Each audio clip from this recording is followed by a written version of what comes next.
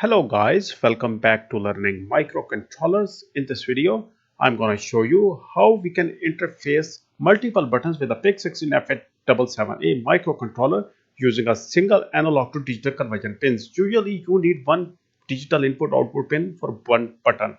But in this case, I'm going to show you how you can use a single analog to digital pin to connect number of buttons with a PIC16F877A microcontroller. So let's get started. This is our PIC16F877A microcontroller having 40 pins. It's a DIP version. As you can see, these are the 5 buttons I'm going to use. I'm only going to show you how to connect 5 buttons, but you can connect many buttons like 30-40 buttons to a single pin using this technique. But you can do that yourself later. Right now, learn this using only 5 buttons. So each button, as you can see, has 2 pins. I make one go red, other go green. You can shuffle these 2 pins as you like, doesn't matter. Now guys, to connect this resistor with a PIC, for this technique you need one resistor each for one button. And another thing is, each resistor connected to one button must have a unique resistance. This will be the signature that the PIC will receive, that this button is pressed or this is pressed or this is pressed, because we are using only one pin. So this resistance must be unique. You can connect as many buttons as you want, but you have to keep a different resistance for each button. Now guys, the next thing is, for the second button, I'm going to use a resistor of 2.5K. For the third button, I'm using 4.7K. For fourth button, it will be 7K. For the fifth button, it will be 10K. You can use any available resistances, but each button must have a unique resistance. Now, let's continue with the connections. You common one pin of the resistor. All the 5 button resistors will have common one pin, and you send it to the common 5-volt supply of the circuit. That is the VCC pin of the PIC16F877A microcontroller. Now the other pin of this resistor, each resistor will go to the one pin of the button like this. Each resistor one pin will go to the one pin of the push button like this. Now the other pin of the push button will go common with all the other pins of the push button will go common like this. And you will select any available analog digital conversion pin. I'm going to use a pin number A0. You can use any other pin depending upon your availability, and then you have to compensate it in the programming like this. Now guys, the last thing is a grounding resistor. Now at the same pin which is connected to the analog to digital conversion pin, after getting command, you connect a 10 kilo ohm resistor, or you can use the higher resistor depending upon your programming like this. One end will go to that pin, that common pin, second pin of the each button. Other one will go to the common ground of the circuit, that is the ground of the PIC16F877A microcontroller, that is pin number 12. Now guys, the next thing, these buttons are completed. This is the 10K and these are the unique resistor. If you increase the value of this grounding resistor from like 100K or 50K, 60K, it will have an effect which you will see on in the Proteus simulation. I will show you the effect. Now guys, to display the output and also to calibrate the buttons, I am going to use the 16x2 LCD. And to interface this LCD with a PIC, you need a potentiometer having 3 pins. It's at 10K. This will be used to adjust the contrast of the LCD. Now guys, let's continue with the connections of the LCD. This LCD has 16 pins. If you hold it like this from left to right, it is 1 to 16. And this potentiometer has 3 pins like this, 1, 2 and 3. 1 is black, 2 is green, 3 is red. Now guys, pin number 1 and 5 of the LCD gets common with the pin number 1 of the potentiometer, and then go to the common ground of the circuit, that is the ground of the PIC16F877A microcontroller. Now the second pin of the LCD is a red pin. I common it with the third pin of the potentiometer. Now the third pin of the PIC16F877A is the LCD contrast adjustment pin. You connect it to the second pin of the potentiometer, and this pin number 3 will go to the pin number 2 of the LCD and then go to the common 5-volt supply.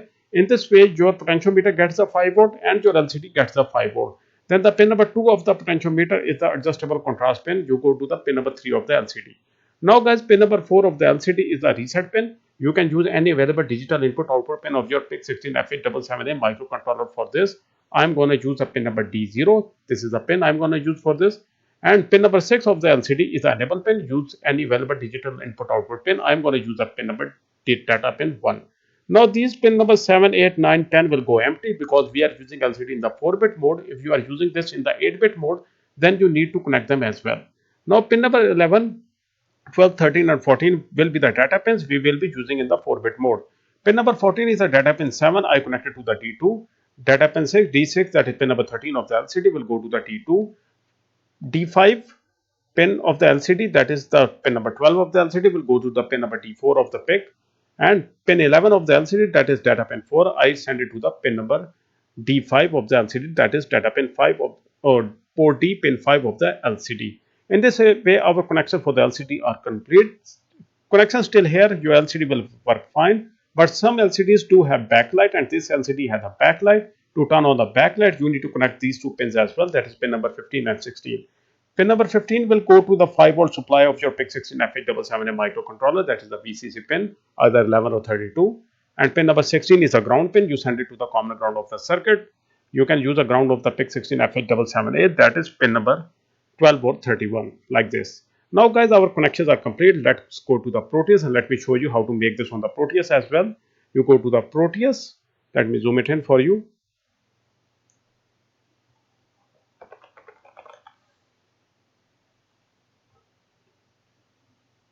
It's zoomed in. See on the left, you have file. Click on new for a new project.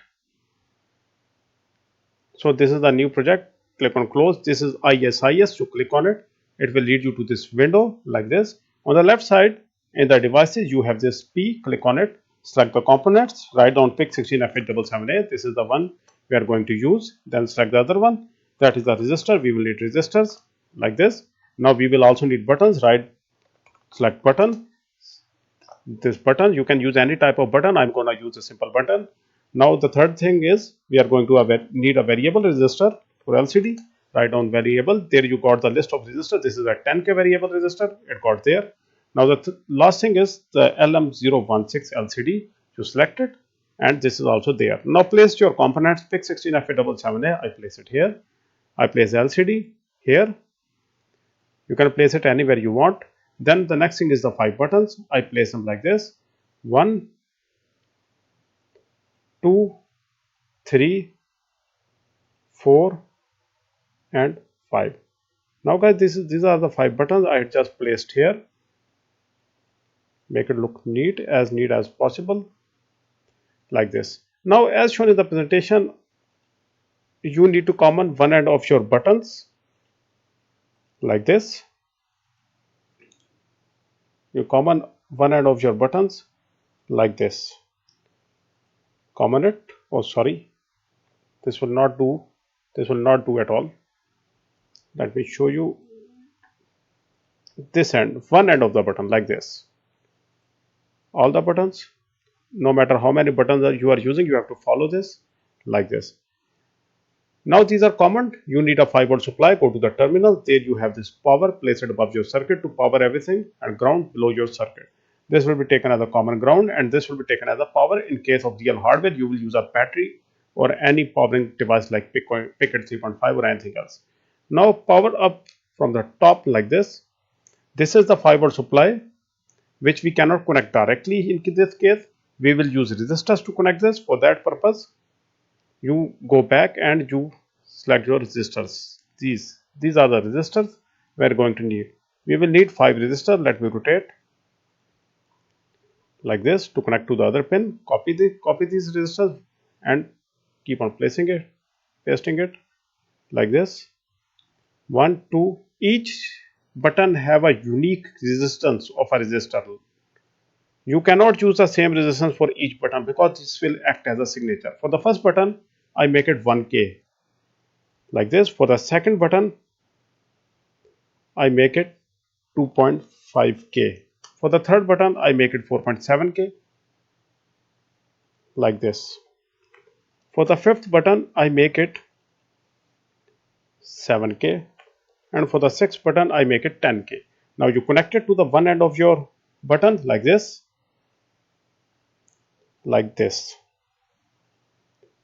Now as shown in the presentation, your buttons other end gets, resistors other end gets common. Connect the last resistor as well, common it, and now these common will go to your 5-volt supply here, and the other end which you had common earlier will go to the any available analog to digital converter pin available pin. I'm using pin number A0 as shown in the presentation like this, and the other end with the resistor gets to the 5-volt supply like this. All the 5 resistors are connected to the 5-volt supply using resistor, and each resistor has a unique value, and other pin of the each button goes to the analog to digital converter pin, that is A0, and all the buttons are connected to the same pin. That is correct. If you have more buttons, you can follow this track. Just you have to do is to give a unique resistance to each button depending upon your availability. Now the next thing is we connect our LCD. For that we will need a variable resistor. This is the variable resistor I'm going to use. I place it right here. I am using a 10K resistor. Connect one end to the common ground, other end to the power pin, that is our power pin, like this. Now guys, pin number 1 and 5 of the LCD as shown in the presentation will get common and will go to the common ground like this. Pin number 2 of the LCD is the 5-volt pin for the LCD. You connect it to the 5-volt like this. And pin number 3 of the LCD is the contrast adjustment pin. You connect to the pin number 2 of your potentiometer. Now these are the data pins. D0, D1, D2, D3 will go empty. RS pin as shown in the presentation, I had connected to pin number D0 like this. EN pin as shown in the presentation, I had connected to pin number D1 like this. And D0, D1, D2, D3 will go empty. D7 pin is the pin number D3. So I connected to the pin number D2 like this. D6 pin is the pin number D3 as shown in the presentation, and D5 pin is a pin number D4 like this, and D4 pin is a pin number D5 like this. Now guys, in this way our connections are completed. Now we can go for the MikroC for PIC programming. So open your MikroC for PIC, close any previous projects. You get this window when you turn on the MikroC for PIC. I am using version 7.2.0 while version 7.5.0 is the latest one. Click on File, New Project. You get this window. Click on Next. Write the name of the project. Multiple ADC PIC LM. Now PIC16F877A is a microcontroller I am using, and 20 MHz is the crystal I am using. And this is a folder where this will be saved. Click on Next and Finish. This is the initial programming window that you get. Before doing anything, press Ctrl S and save your project like this. Now the next thing is, first of all, we initialize the LCD since we are using LCD in this project. And in the newer versions, you have to also check mark the libraries you are going to use. We are going to use the ADC library, conversion library, because we cannot display the float received from the ADC pin directly on the screen. You have to convert it to a string, and conversion will be used to convert float to string, and the LCD library. Now, in the LCD library, you have this LCD init command. Double click, you get to this window. In the example below, you have this commands. You copy it till here. Now go back and place it above the void main like this. Now after this, you can see that B4 is declared at RS. Enable is B5, D7 is B3, while we have declared some other pins. Now you change this as declared by yourself or the pins you have selected. For RS pin, I am using pin number D0. For EN, it's D1. For D7, I am using D2. For D6, it's D3, the pin I am using. For data pin 5 of the LCD, I am using D4. And for data pin 4 of the LCD, I am using pin number D5. These are the connections I am using. So I initialize them. If you are using some other pins for each RS enable D7, D6, D5, D4 of the LCD, then you have to write that here. So now for the pin direction, do the same. RS is D0, then D1 for the enable, then D2 for D7, D3 for D6, D4 for D5, and D5 for D4 data pin 4 of the LCD. In this way, our LCD pins are initialized as our requirement. Now we initialize the LCD. For that purpose, go back to LCD init, double click. You have this command LCD init. You copy it, go back and paste it after the void main. Give some initialization delay. Write down delay ms 100. This will do fine like this.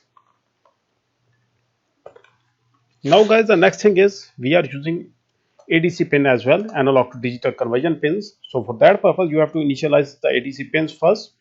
Go to the ADC library, extend it, and click on ADC init. This is the command which will initialize all the ADC pins of your PIC microcontroller. You copy it and you paste it like this. Give some initialization delay, 100 will do fine like this. Now guys, for the LCD, I don't want the cursor. There is a cursor on the screen initially by default. You can keep it if you want, but I don't want it. So you go to the LCD CMD, double click. In the LCD CMD, you have this example called LCD clear. This command is used to clear the screen of any values, but I don't want to clear the screen. I simply want to turn off the cursor. You remove everything within the bracket. You go back to the LCD CMD command. In the available LCD commands here, scroll down, you get to LCD cursor off. This is a command I'm going to use. You copy the one highlighted in green, this, and you copy it, go back, paste it within the brackets. Now this command will turn off the cursor of the LCD. If you want to keep the cursor, you can keep it, but I don't want it. Now we can go to our forever loop. We have the LCD initialized, ADC pins ready, so we can move on with the program. Start the forever loop by writing while 1. Here the forever loop starts and here it ends like this. Delete any extra space like this. First of all, we need to read the value from the sensor. For that purpose, we will need a variable which will store the value. Float read 1 is a variable. This will store the value. You can use an integer as well, but I'm going to use a float. Read 1 is equal to, write down the command ADC underscore read, or must be capital. In the newer versions, you have to keep care of small and capital characters. 0. It means read 1 will get the data from the ADC read from the channel 0. This is 0 because I am using pin number A0. It was pin number A1, it must be 1. This is a channel number. So whichever pin you are using, you only have to change this command. Now guys, the next thing is give some initialization delay. Again, 50 will do fine like this. Now guys, we have the LCD initialized, we are reading data, and we have to display this data on the screen. But the problem is we cannot display floats directly on the screen. We need to convert it to a char for that, or a string. For that purpose, we initialize a char array like this, and 5. Okay, I make it 5. So maximum digits it can store are 5. This read 11 array. So I go to the right in the libraries. In the conversion, you look for float to char. This is float to string. You double click on it, and you, in the example below, you copy this command like this. Now guys, I go down, I place it here like this. This is a float which will be connected, that is a read 11, and to which it must be converted read 11 double 1. That is a char, and this is a float. See, in this float our variable is read from the ADC read command using analog to digital pin. Then we need to convert this to a string to display it on the LCD. So we initialize another variable. This is called string array, a char array making a string. Char array is also called string. So this is a string variable, and this will be whatever is in the float will be converted into this char, and then now we can display this read 11 on the LCD. Now give some initialization delay, 10 will do fine, and go to the right. In the right you have LCD. In the LCD you have this LCD out command. You click on it. This will lead you to this page. Look at this. Copy this line in the example of the LCD out command. You place it like this. This is our row 1 column 1. Start writing from the row 1 column 1 what it should write. Whatever the char is, whatever value is read from the sensor will be displayed on the screen. Give some initialization delay. 50 will do fine like this. Now guys, our programming is completed. First of all, I'm going to get the values that we are getting from the buttons on the screen. Once our values are on the screen, then we can program the LCD because we know what the values we are getting. So I click on build. See, there are no errors. It's built successfully. We go back to the Proteus and run this and see what happens. Now in the Proteus, double click on the PIC16F877A. Select the crystal. We are using 20 MHz. Go to this folder and select the code where you have saved it or generated built using MikroC for PIC. This is the hex file. Click on it. Click OK. Now we are here. Click on run. So initially we are getting 851 value. That is why, because we had not connected a resistor. As shown in the presentation, there is a very important resistor called a grounding resistor. So you click on it, you select a grounding resistor, that is 10K, and the pin which was going to the microcontroller, this pin here, here, and now you send it to the common ground like this. Now if you increase the value of this resistor, the settings will increase. I click on start. See, now we are getting only one value. Now what I do is that I change the value of the grounding resistor. I make it 100k. Click OK. Click on run again. Now it becomes 5. I press any button. I press this button. We get 929 value. Now initially it has returned to 529. See what I am trying to show you here. See, it's 5 initially. I press this, it becomes 929. It's a unique symbol. Now it comes back to 529. Why? Now I press this, it becomes 955. That's great. It's a unique symbol. Now it's 555. 976, again unique, but 576. Now you can notice this, 929 and this button is 955. 929 and 55, the difference is not great because this grounding resistor is too high. Now what I do is that I go back, I make it go 10. Here 10k. Now again I run. Now see what happens. It's 1 by default. I press it, it's 511. Second button is 601. Now there is a difference of 100. In case this was 100k, the difference was huge, not too much. It was very less. So programming was difficult because there was less tolerance to program. Now in this case, the distance is much less. See, now I press this one, it's 695. There is a huge difference. 817 and the final button, it gives 929. So this is the button number 1. It is 929. Now it returns back to 100. It will be like in between 100 to 150 because this value is 10k. If I reduce this further, I make it 5k, it will go even below. So I'm using 10k because I'm using 5 buttons. If you are using more buttons, then you have to manage this resistor as well. 10k is ideal. You can connect up to 40 buttons as your requirement by simply giving a unique resistor. Now see, I press the first button, it gives 929. The second button gives a unique value 817. The third button gives a unique value 695. The fourth button gives 601 and the fifth button is giving 511.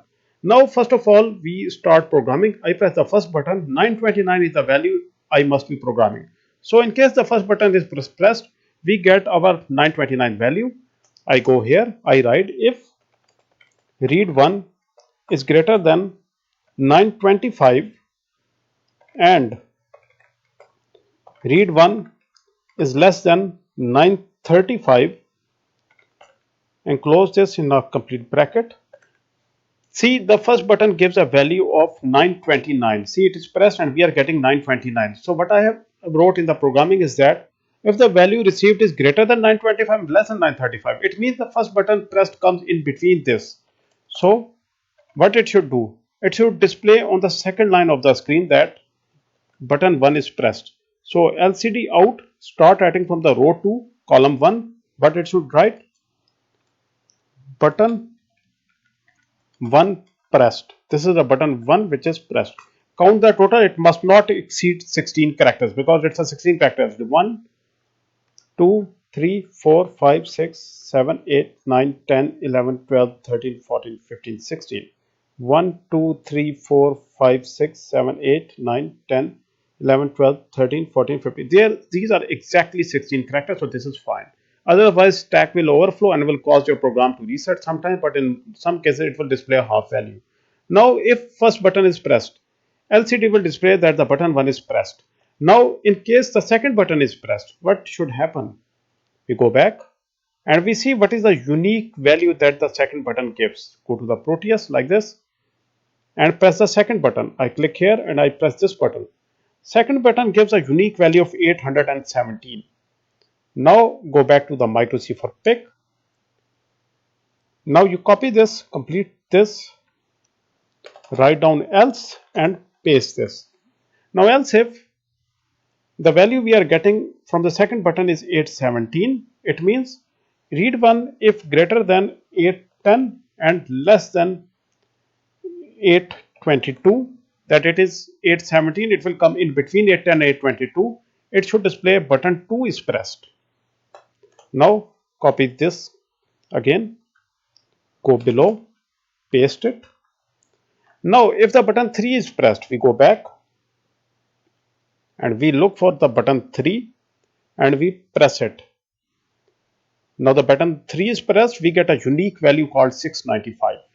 Now go back to the MikroC for PIC and we write if read 1 is greater than 690 and less than 700, then it should display button 3 is pressed.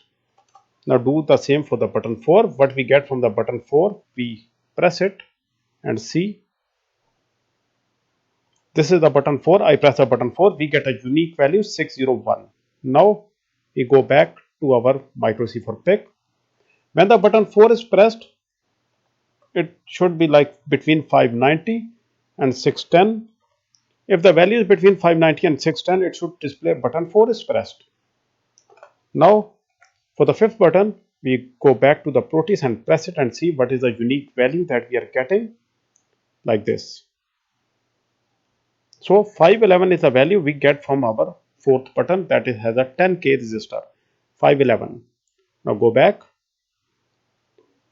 make it, if it is greater than 500 and less than 511 is the value, we make it 505 and less than 520, then it should display that the button 5 is pressed. I build this code like this. Now it's built.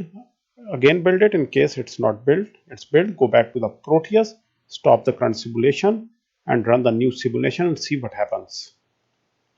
Click on run. See, no button is pressed. It's pressed. See, button 5 was already pressed. I disengage it. I press the button number 1. See, it shows that button 1 is pressed. Now I do is that I disengage it and press the button number 2. It says button 2 is pressed. Now I press the button number 3. 3 is pressed. 4 is pressed. 5 is pressed. Now guys, if I press 2 buttons at a time, I press 1 and 2. Now 1 and 2 is pressed, the unique code is 954. If I press 3 buttons, it's 962. I press 4 buttons, 967. 5 buttons, 970. So you can also program these as well. If both of these buttons are pressed, see, it is 929, and when I press the both, it says 954. I also add this 954 if both button 1 and 2 are pressed. I go back to the MikroC for PIC. I copy this, paste it here like this. Go back to the Proteus. I press both the buttons and see what is the unique value I get when I press 2 buttons, 1 and 2. 954 is the value. So if it is greater than 950 and less than 960, it should display button, which 2 buttons I pressed, button 1 and 2. So button 1, I remove the space to bring the space more. Button 1, 2 pressed like this. Now I build this again and show you this also works. I disengage all the buttons before I stop the simulation. They are disengaged. I click on stop. I run the presentation again. Before that, I build the MikroC for PIC code in case it's not built. Click on build, check for errors, no error. Go to the Proteus, run the simulation. Now guys, again I press the button 1. Button 1 pressed. It says 2 pressed. 3 pressed. For 4, it shows 4. 5, it shows 5. Now we press 1 and 2 both. This is 1 and this is 2. See, it shows button 1, 2. Similarly, you can make any combination as you want with as many buttons as you want. Now, if none of the button is pressed, I write an else loop, which else, that will be the last one, else, what it should be, simply write down, press any key. It should display press any key. Right, count the digits 1, 2, 3, 4, 5, 6, 7, 8, 9, 10, 11, 12, 13. 1, 2, 3. So you cannot display rack back value. I use empty space. This empty space is also a digit. In case you want to remove any rack back values on the screen, you simply place an empty space like this. Now I build it and see what happens. I go back to the Proteus and run this new code. if in case no button is pressed, it should say press any key. See, no button is pressed, it says press any key. I press the button 1. See, button 1 is pressed. I release it, it says press any key. I press button 2, it shows button 2 is pressed. I release it, it says press any key. Button 3 is pressed. I release it, it says press any key. I press both 1 and 2, that's 2 and that's 1. It says button 1 and 2 are pressed, 1, 2 are pressed. I release them, it says press any key. So guys, in this way you can connect multiple buttons using one analog to digital conversion pin. See, I'm only using one pin for 5 buttons. I hope you guys learned something from this video. Thank you very much for your time and have a nice day.